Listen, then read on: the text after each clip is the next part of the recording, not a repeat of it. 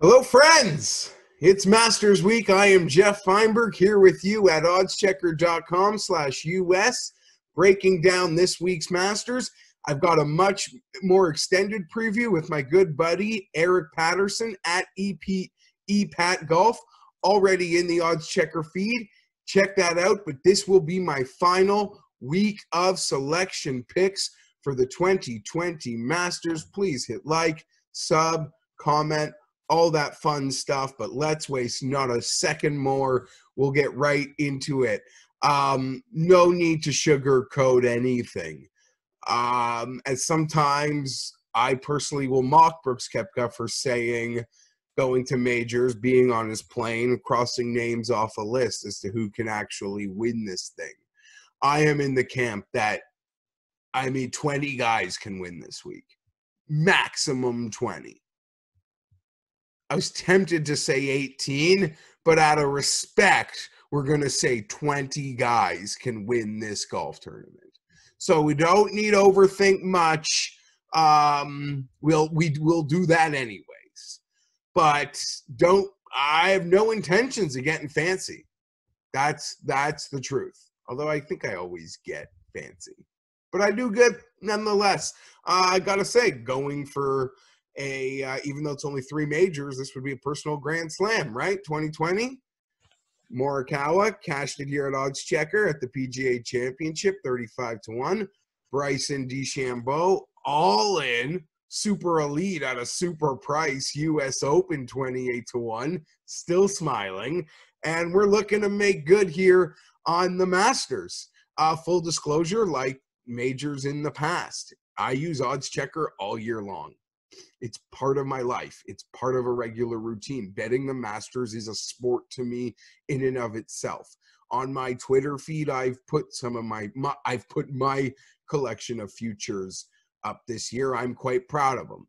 It makes doing this podcast or this video a little trickier because when you got Bryson at 40-1 in February, thanks to OddsChecker using that grid, knowing when I was ready to make that move, when I saw the life, use OddsChecker. No, that's where I'm getting the biggest number at the moment, and that's where I went and crushed. So I can't wait. And I'll be honest with you, something happens to me this week, God forbid, my wife knows the passwords. We'll get that money. Thought about putting it in the will this summer as the Masters kept getting delayed and that price kept dropping. I know, enough about me. Makes it a little harder to do this, though, when you're sitting on that ticket.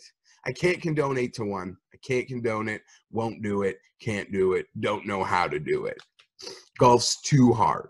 Golf's too hard to condone that. What I will do, guys, is there are 6 players that are clearly cut above the rest. If you know golf, there's nothing I can tell you about any of them. Bryson, Dustin, John, Justin, Rory, Brooks. I don't include Xander in that, even though the books do. I do not. That's just my opinion. I've ranted on it plenty. I don't need to do that again here. Xander winning wouldn't surprise me. There are so few players who can win this thing. If you literally took 2 of the 6 players I suggested, bet 2 of them, I think you're going to have action on Sunday. And to be honest, friends, that's kind of exactly what I have done here. Let's get right into it. Started off blind. If you asked me who would win this thing a year ago, it would have been Jon Rahm. So I'll stick with that projection. Jon Rahm, using the OddsChecker grid, comes in at plus 1,100. Big bet, Jon Rahm. I believe he is made for this moment. I believe, just like I believe in kind of Bryson before the US Open, that we're not going to be kept down much longer. It is Jon Rahm's time, in my belief. Do I wish maybe I was getting an extra point or 2? Could you make the case, guys, a few points farther back? Probably have equal win equity. You could argue more win equity because Jon Rahm is without a major. And of all the players I mentioned, he's the only one sans major. But I believe everything in my soul this guy will be a long-term world #1 player. That's the type of player he is. He's going to win everything. And before he wins the 2021 U.S. Open at Torrey Pines, I think he's going to win the 2020 Masters. Jon Rahm, 11-1. There's no lollygagging in this bet. There are no each ways. A lot of people like to play each ways on numbers like these. I certainly do not. We're going to go all in. Jon Rahm, 11-1. I have an exotic from football, NFL, but I'm also going to get in with you guys at 11-1. I'm just in. I'm in. I say it, I'm in. We're going to play the same numbers on what I'm giving here. Justin Thomas. Didn't drop farther down the board here, did I? 13-1. Again, no placings. We are just taking the outright win. When Justin Thomas putts, he wins. When he putts, he wins. There's really nothing else to break down here. I feel like Justin, like I do about John. I believe this week is for them. As much as people are hyping up other guys and other Hulks, I will say everything that Bryson can do, I think these guys can do also.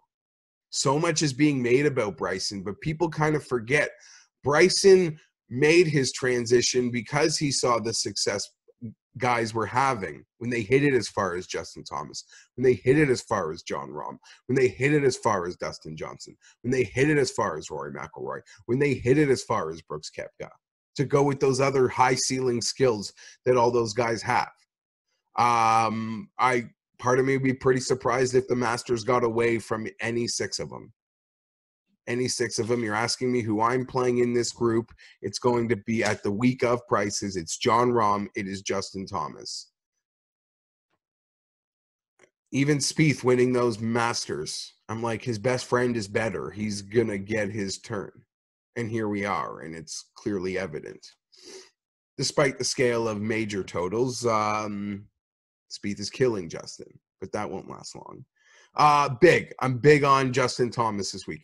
Jon Rahm, Justin Thomas, the super elites, I am condoning. Again, I got no time for back of the board here. I got no time for it. It's not going to happen. If it happens, I'll admit I'm wrong. I'm wrong a lot. We got 18 players who can win this week. We're going to move along. Using the odds checker grid as we always do. Patrick Cantlay at 30-1, I think, represents tremendous value. Tremendous value. 30-1 Resorts Casino using that odds checker grid is giving us this number. Cantlay flirted with the lead for a very, very short period of time on Sunday last year after Late Eagle. Granted, he was out ahead of some of the guys in the heat of contention, so he got to some of those scoring holes early. But I think this place absolutely suits Cantlay to a T. Rarely is this guy find trouble. Rarely does he have a long-distance par putt. He's a very methodical, strategic player. I think that will play very well for him this week. I like Patrick Cantlay a lot. I'm going to go so far as to say, this is my opinion, and I've said it before on other major broadcasts, pick shows, podcasts, whatever I do. In my opinion, Patrick Cantlay and Xander Schauffele are the same class of golfer. Now, we can look at this two ways as it pertains to my opinion. Schauffele is overpriced and Cantlay is properly priced, or Cantlay is mispriced, or they're both mispriced and should probably be a little bit shorter. Cantlay should be shorter, Xander should be longer. I will say, frustrating about this year's Masters board is the books are really giving us a finger.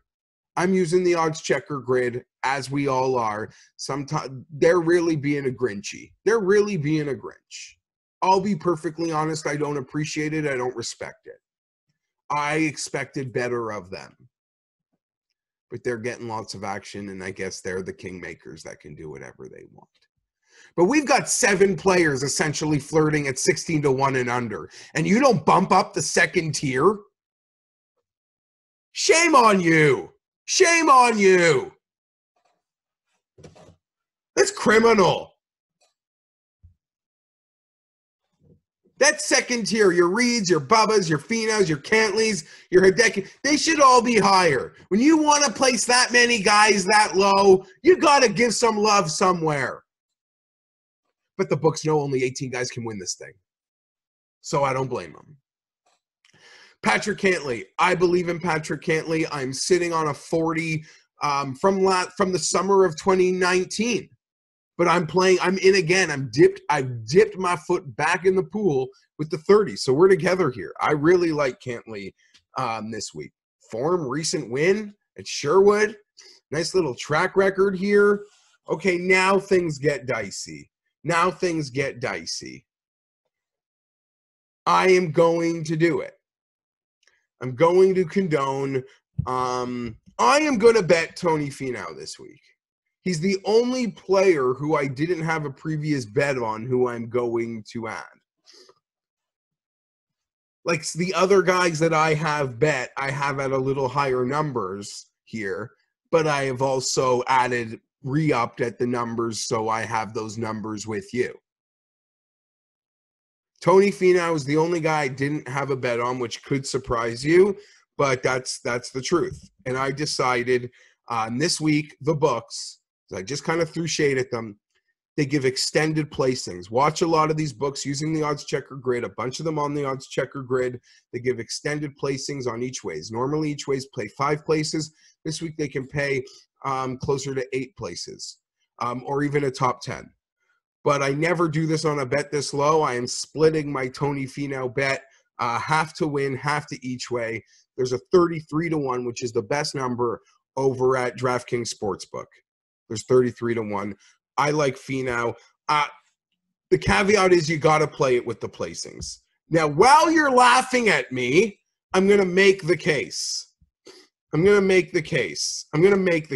Because I've had enough. You can't besmirch this. Firstly, Tony Finau, with a minimum of 2 appearances, which he does have, has a 69.75 scoring average at Augusta, which is the best in this field. He's played here twice. He's got a 10th and a 5th. Off the fractured ankle, and he went out in the final group with Tiger the other year, the year Tiger won. He was a bit of a spectator. Okay? The guy can play here, and he can do a lot of the things that you're paying 12-1 for. Justin can't putt either. Not Finau level, but I know. Justin's already a Hall of Famer. Just give me a break. Let me make my case. I talk about the placings or the top 10s, however you do it, what your book will offer you. Let me read these results. 10th at the 2018 Masters off a fractured ankle. Oh, no, not a fractured ankle. He like that crazy par 3 ankle incident.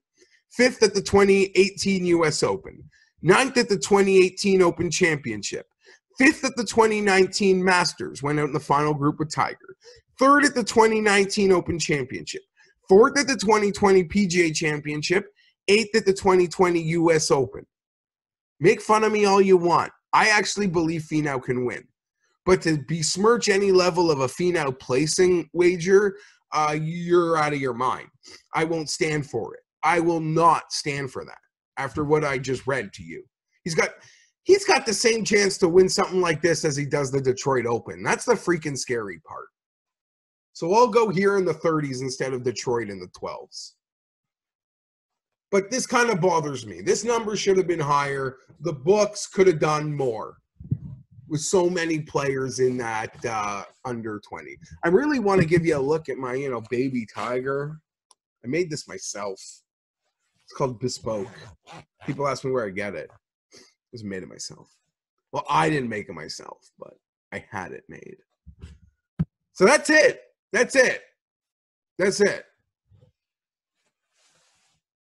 I got props. I'm all over the place. I got props, but I'll be quick because I've kept you a long time. Corey Connors, top Canadian. That is plus 175 using the OddsChecker grid. I don't see much that only him or Hadwin. I like Corey Connors a lot. Last year, he was a debutant. He was almost the first-round leader. He's striking the ball well. I believe distance will be a premium this week. I like Corey Connors. Even though Hatton's the much better putter, and Nick Taylor is here, and there's even a 4th Canadian who has I've totally lost my mind. But nonetheless, Corey Connors, top Canadian, using the OddsChecker grid over at PointsBet. We like that one. And Lee Westwood, top 10, plus 750. Plus 750, Lee Westwood, top 10, guys. He's at a top 20 in 7 of his last Augusta starts. He's had a great consistent. He's been so consistent. The spring, the summer, the fall, the guy has been consistent. I think he's going to plot around just fine here this week, guys. And I come to read that he was the top Englishman at the U.S. Open.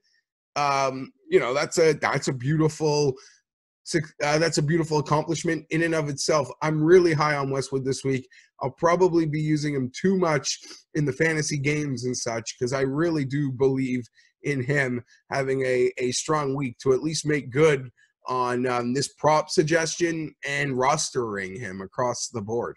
Lee Westwood at the Masters this week, sneaky top 10, which would be huge for him because it could get him into the top 50 in the world, which would get him into all those WGCs next year in North America. Although if you are European, as Pat Mayo joked, you probably don't want him making the Ryder Cup team. At Whistling Straits, you'd rather like Thomas Peters, like bombs away at Whistling Straits. That's my opinion. That's me. I don't know why I ended on a Ryder Cup note.